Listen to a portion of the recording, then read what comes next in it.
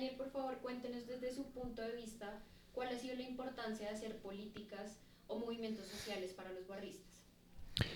Mm, Mira, en primer lugar, creo que no es que hayamos hecho movimientos sociales para los barristas, ¿cierto? Sino que el barrismo es un movimiento social. Ellos mismos han construido y logrado ese reconocimiento a partir de su representatividad, de su acción social y de su acción cultural.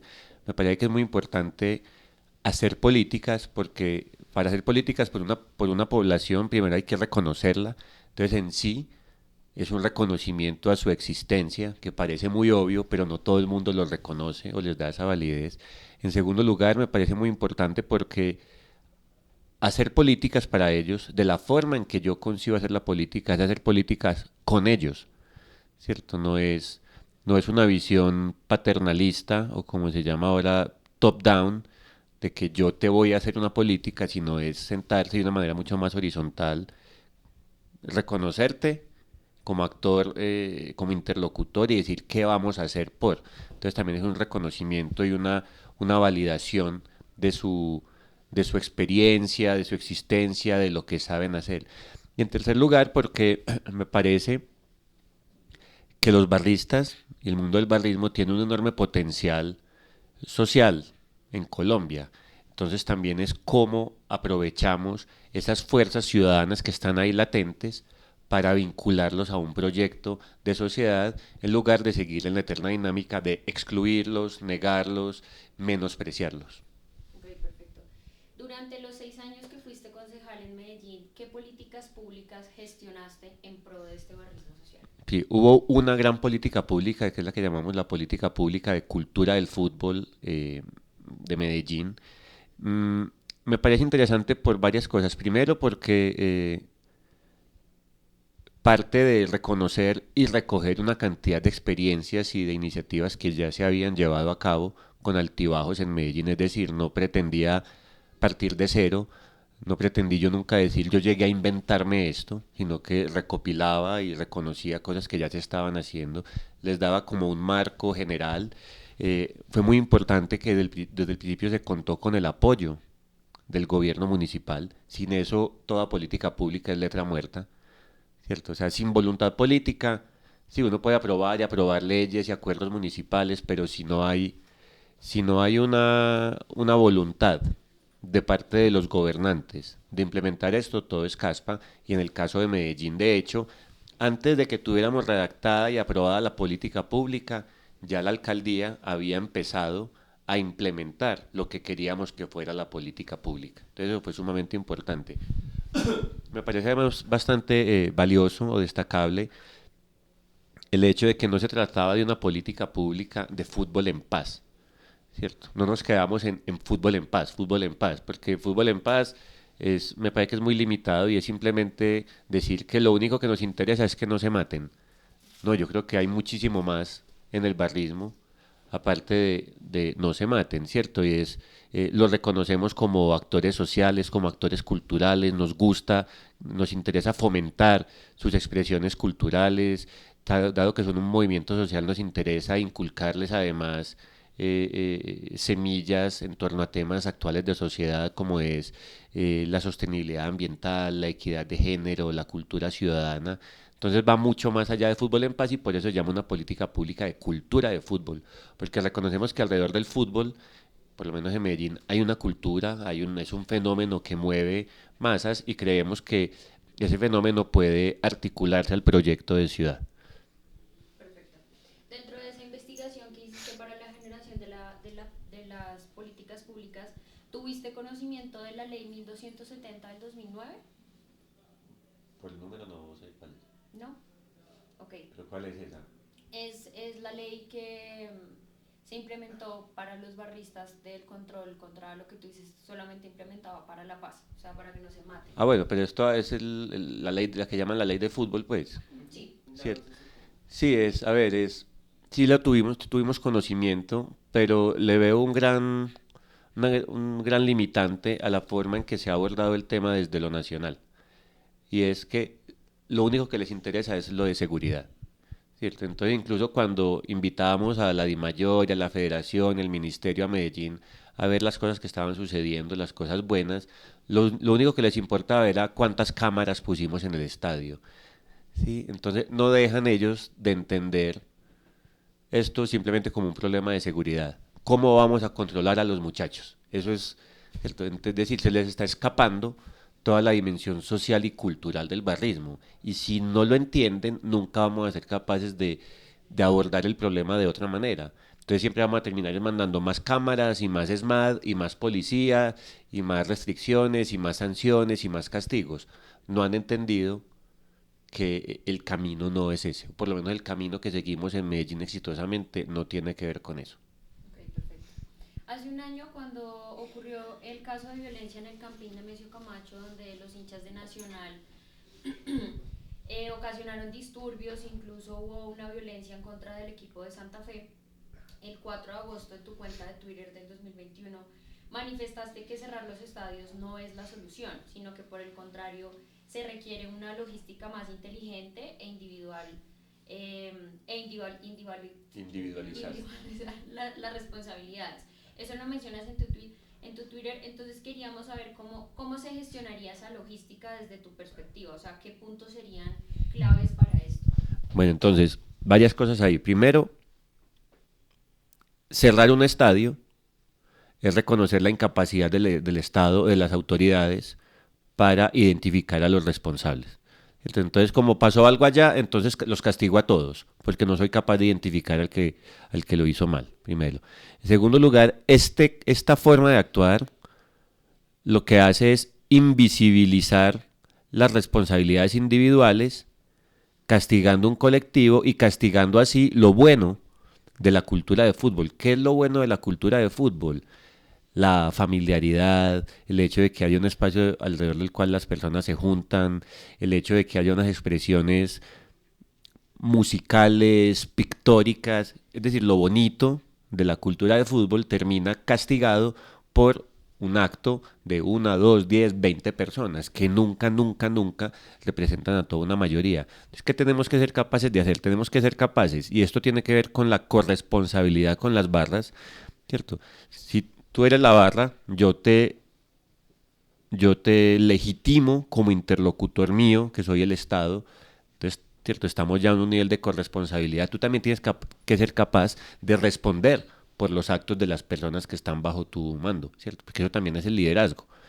Entonces tenemos que ser capaces de, con las autoridades y con las barras, establecer metodologías o protocolos para separar a las personas que hicieron algo malo y aplicar sobre ellas el castigo. Eso no lo hemos hecho. Hemos intentado hacerlo en algunos estadios a través de la tecnología, es decir, con cámaras, pero tampoco ha sido realmente útil. Entonces lo que yo creo que funciona más, y en Medellín muchas veces se ha hecho, es con las propias barras, ¿cierto? Entonces tú eres el líder de tu barra, tú sabes quiénes son las 5.000 personas que están ahí a nombre tuyo, tú tienes que ser capaz de ayudarme a identificar al que sacó el cuchillo, al que tiró la botella a la cancha, al que agredió al otro con un arma cortopunzante, ¿sí? No puede ser simplemente que como pasó algo en esa tribuna, entonces cerremos toda la tribuna o quedarnos esperando a que la tecnología nos resuelva todo porque no lo ha hecho hasta ahora. Perfecto. En el 2017 implementaste el proyecto de ley de fútbol que nos hablabas al inicio, pero entonces quisiera que nos contaras a fondo en qué se trataba el proyecto y qué pasó con ese proyecto. O sea, qué está. Bueno, es una política pública de cultura de fútbol, que es un acuerdo municipal. Esto fue aprobado de manera unánime por el Consejo de Medellín, fue implementado por la Alcaldía de Medellín. Tiene 5 o 6 líneas de acción. Una de ellas es, digamos que se define un enfoque. A partir de, reconocemos que las barras, el barrismo es un fenómeno social que puede tener impacto positivo, etcétera, es como un reconocimiento. Segundo, se consolidan unos espacios de acción y de interlocución, como lo es la mesa semanal que se hace con los líderes de las barras y las autoridades civiles y policiales, ¿cierto? Es decir, hay como una institucionalidad al respecto. Se creó una figura de una persona en la alcaldía que está siempre pendiente de esto y que es el interlocutor válido con las barras para todos los días. Tiene una línea de acción cultural donde se promueven las acciones culturales. Se creó dentro de las becas que da la Secretaría de Cultura anual, cada año, que damos becas para cine, para pintura, para grabado, para ilustración. También tenemos una beca de barrismo, que me parece que es bastante interesante. Hay una línea relativa a la salud, donde reconocemos que en estos entornos de los barristas muchas veces hay consumos problemáticos de sustancias legales o ilegales, y entonces pretendemos aprovechar que ya están ahí y ver cómo podemos inculcar buenas prácticas para consumos responsables o para evitar los consumos problemáticos. Esta, hay que decirlo, no se ha desarrollado mucho aún en Medellín. También había toda una línea relativa al género. Reconocemos que las mujeres se han vuelto sumamente importantes en el fútbol, no solo dentro de las canchas, sino también en las tribunas. Entonces promovemos, por ejemplo, todo un programa de formación de líderes barristas en Medellín, ¿cierto? Exigimos que haya una cuota mínima de mujeres, creo que está como en el 40% de las personas que se forman en liderazgo en barristas tienen que ser mujeres, pues que reconocemos que hay ahí como un avance. También tiene toda una línea de desarrollo económico donde intentamos fortalecer o acompañar las iniciativas económicas que tienen las barras, ¿cierto? Entonces no sé, tienen su tienda, hacen unos bazares donde venden artículos, ¿cierto? Tienen como todo eso. Entonces, ahí están un poco las líneas, es cómo los reconocemos y los apoyamos desde la institucionalidad y cómo se genera una institucionalidad alrededor del tema para que haya una interlocución permanente, para que haya un contacto permanente. Es que es tan importante como sentar al barrista frente al policía y que entiendan que son dos ciudadanos más que a lo mejor tienen un montón de puntos en común. Me parece que es lo más básico de la política. Sí, correcto. Bueno, mira, teniendo en cuenta el exceso a veces de legislación, de letra muerta y por lo que nos caracterizamos acá en Colombia, em, quisiéramos saber cómo esas razones administrativas desde tu perspectiva que tú dices, ok, falla por esto, o sea, ¿cuál es esa razón por la que un proyecto como esto, es una política pública como esta, pues no trasciende, o sea, no avanza? Bueno, la de Medellín hay que decir que sí ha trascendido y se ha avanzado, listo. Pero también se entienden las fragilidades y es que si no hay voluntad política de los gobernantes, no hay nada.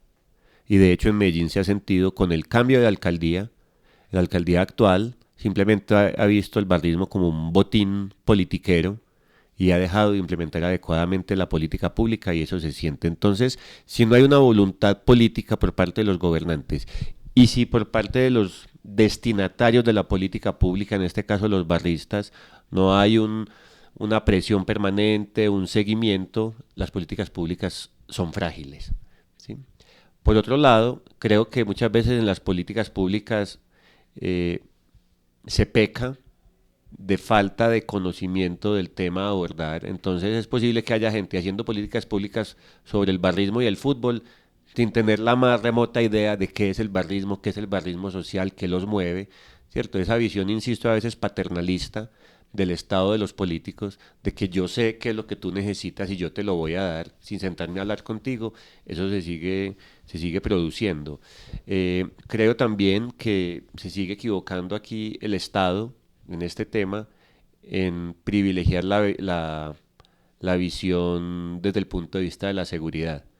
¿Cierto? Si seguimos pensando que el problema es el fútbol en paz, entonces solamente nos vamos a concentrar en eso y vamos a dejar de entender que el problema no es la violencia es el resultado de otros problemas que si no identificamos y no trabajamos, pues se va a seguir produciendo. Y finalmente, creo que a veces pecamos mucho en, ¿cómo decirlo? En falta de visión estratégica, es decir, queremos arreglarlo todo, ¿sí? Y entonces pretendemos que todo se arregle con esto y no vamos es a identificar particularidades que puedan ser abordadas con acciones puntuales, ¿cierto? Entonces nos quedamos en políticas generales. Fútbol en paz. Queremos que todo el mundo vaya al estadio y conviva y se tome de la mano y son cuentos utópicos y yo pues ahí será como ingeniero y como urbanista pienso que ahí uno tiene que reducir el problema y atacar el problema con medidas puntuales. ¿Sí? Y finalmente, pues, tiene que ver con lo primero, si no hay voluntad política no hay nada, y la voluntad política se expresa es con presupuesto. ¿Cierto? Esto no es de salir a decir que tan lindos los barristas, es entonces qué vamos a invertir y en qué cosas y con qué indicadores, cómo le vamos a hacer seguimiento, ¿cierto? Sin eso no, todo es poesía, y la poesía es muy linda, pero aquí estamos hablando de política pública. Sí, así es. Bueno, ya para terminar, quisiera que nos contaras qué adelantos o qué se viene para la ejecución del barrismo, qué programas, qué tienes en mente Vale. para continuar con esto.